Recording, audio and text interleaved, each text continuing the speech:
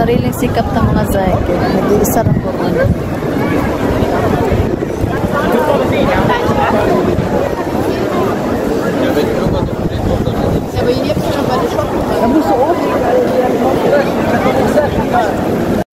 Kani siya mga zay, old buildings din siya sa likod na siya sa rat house.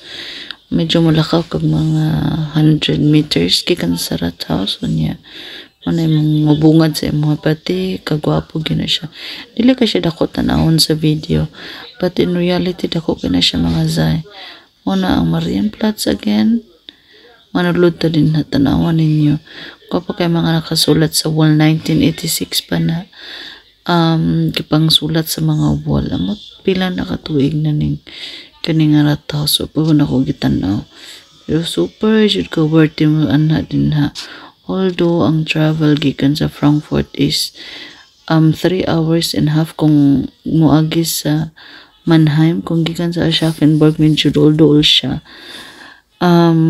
Super ka nice gyud as in dry ra ka sakay ra ka og ICE ang ka nice ani kalibre ko bisa nga sa kumuadto dinhi kaya wala ko'y pamasahe bisag unsa kalayo.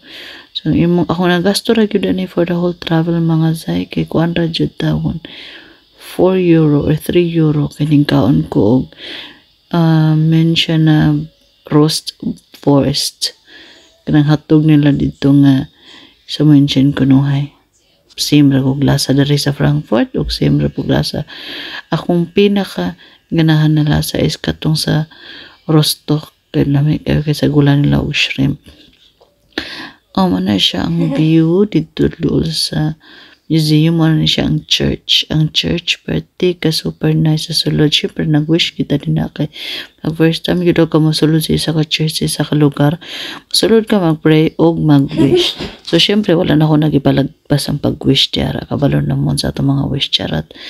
Marienplatz na po. Balik-balik na naging yung video. Kaya na-amaze jud ka na kanang building. Super jud ka na. Puro siya brag. Magbatas-baktas ka hantun matipot ni mo tanan.